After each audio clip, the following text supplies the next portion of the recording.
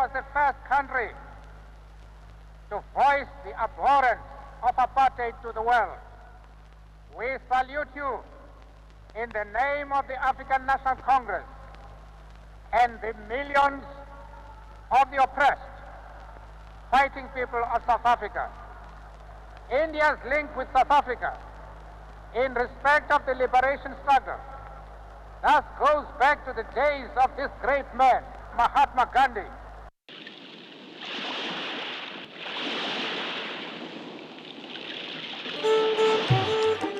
Sometimes there are strange relationships across oceans. Our story begins on the west coast of India, in Porbandar.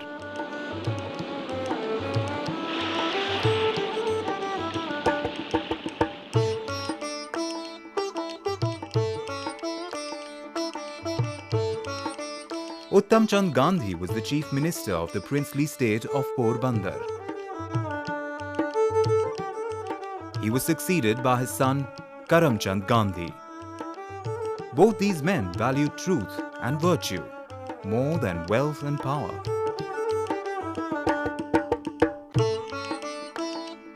It was here in this house that Karam Chand's son, Mohandas Karamchand Gandhi, was born on 2nd October 1869.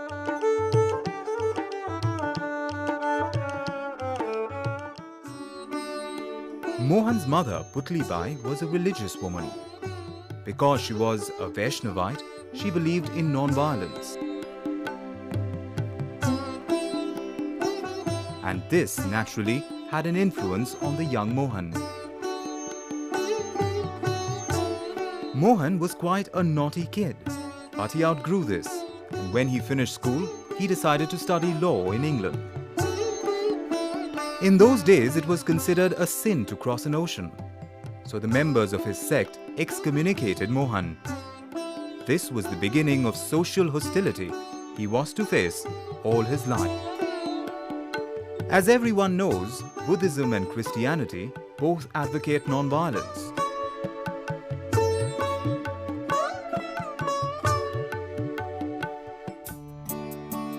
In London, he was introduced to Western humanism by John Ruskin.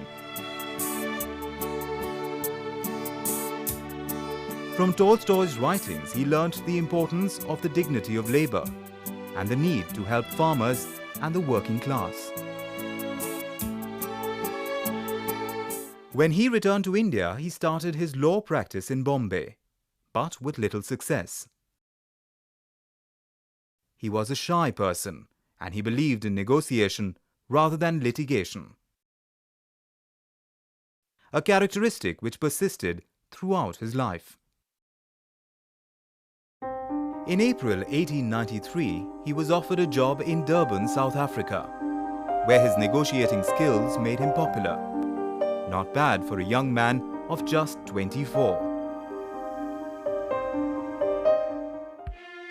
He was disturbed by the blatant racial discrimination in South Africa. In India, it was less obvious. It seemed criminal to condemn the innocent on the basis of the color of the skin.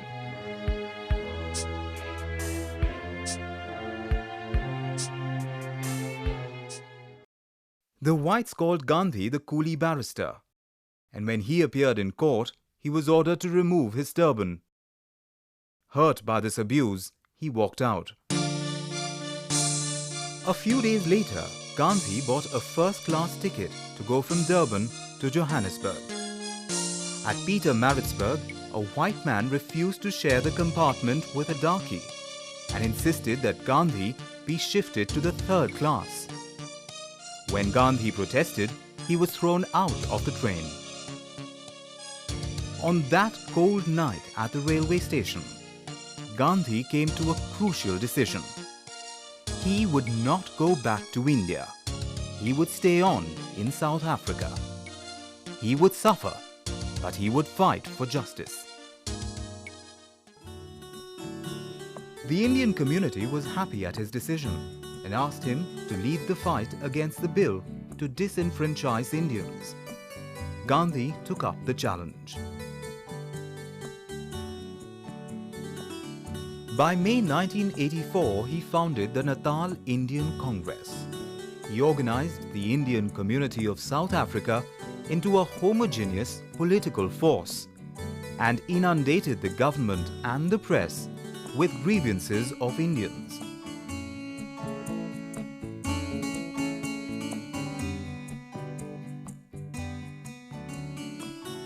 To further his efforts, he thought it would be a good idea to go to India and seek the support of prominent Indian leaders. The response was good. He returned with 800 Indians, promising them a future in South Africa. The arrival of the Indians upset the whites and they attacked Gandhi. They threw stones at him. They kicked him and snatched away his turban. They threatened to lynch him. However, Gandhi exercised self-restraint and even refused to take legal action against them. The British government was impressed, and the bill to disenfranchise Indians in South Africa was dropped. This was the first major victory of Gandhi's philosophy of non-violence, or what he called Satyagraha, a Sanskrit word meaning truth and firmness. In 1899, a war broke out between the Dutch and British settlers. It was known as the Boer War.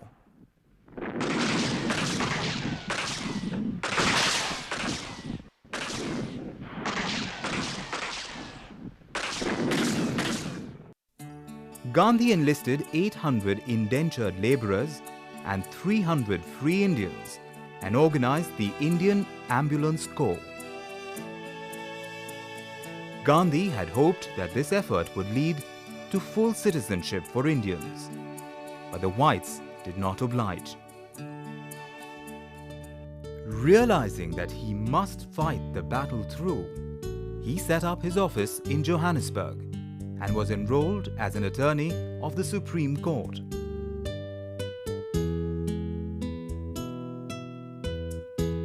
To mobilize public support, he founded the magazine Indian Opinion in 4 languages.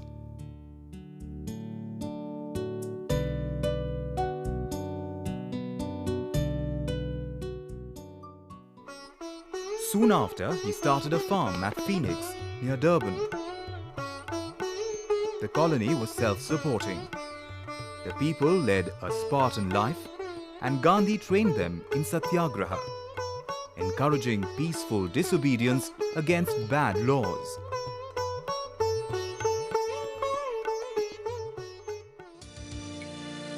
During the Zulu rebellion of 1906, Gandhi revived his ambulance corps.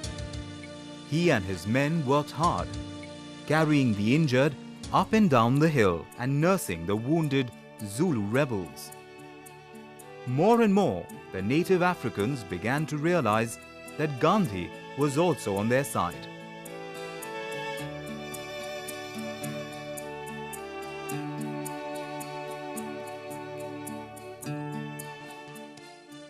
After the war, Gandhi was shocked to find that the Transvaal government had introduced an ordinance compelling all Asians to take out a certificate of registration.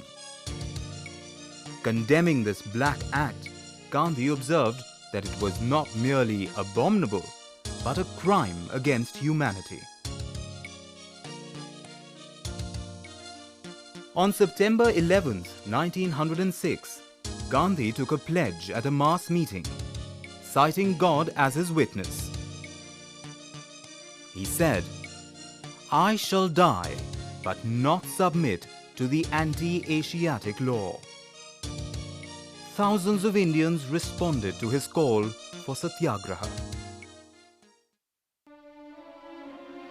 Gandhi was arrested and sent to jail.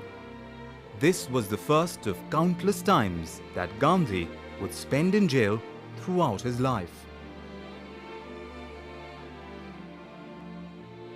When General Smutt promised to repeal the Black Act, Gandhi and his colleagues were released from jail. They had agreed to register voluntarily.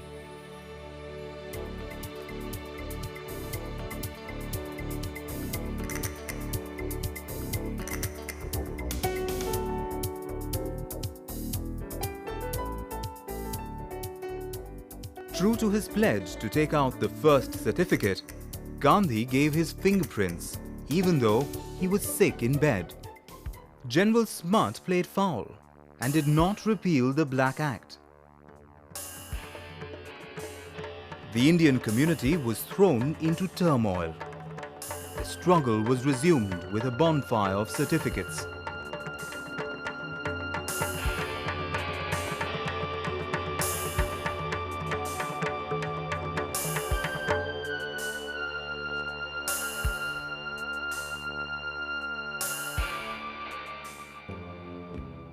Gandhi and his colleagues were arrested and sent to jail several times.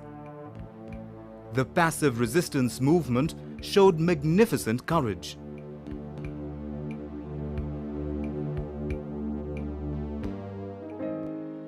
During this period, he corresponded with Tolstoy, explaining the significance of Satyagraha, not only in South Africa, but in the rest of the world.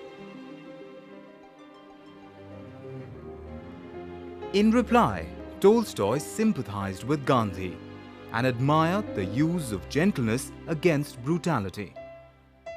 2 months before he died, Tolstoy wrote, "Passive resistance in Transvaal seems to me the most fundamental work in which not only the Christians, but all the people of the world must participate."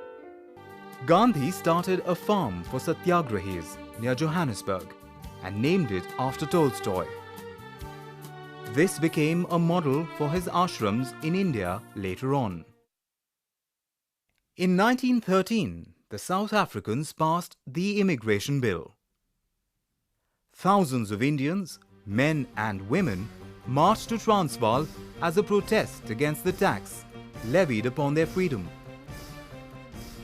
They possessed no worldly goods. They had only the sky as their roof, but they had great faith in their leader, who shared their daily hardships, nursed the sick, and fed the hungry. Because Gandhi was the leader of the protest, he was arrested and sent to jail for 12 months. Because of Gandhi's peaceful and non-violent leadership, the government made important concessions, including recognition of Indian marriages and abolition of poll tax for Indians. In 1914, after 21 years of relentless struggle in South Africa, Gandhi felt that his mission here was complete. Now it was time to cross the ocean and take the weapon of Satyagraha to India. After Gandhi, Nelson Mandela stands out as an honorable example of finding the way to liberate people from oppression, want, and poverty. After apartheid was abolished, Nelson Mandela became the President of the Republic of South Africa. He was admired throughout the world because in spite of his terrible suffering, he showed no bitterness. He followed the policy of peaceful negotiation and conciliation vis-à-vis the erstwhile white rulers of South Africa.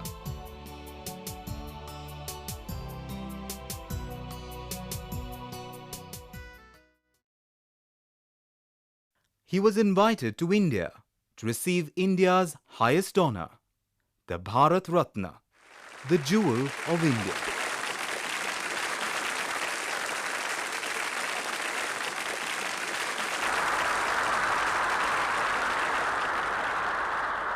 India was the first country to voice the abhorrence of apartheid to the world. We salute you in the name of the African National Congress and the millions of the oppressed, fighting people of South Africa. India's link with South Africa in respect of the liberation struggle thus goes back to the days of this great man, Mahatma Gandhi.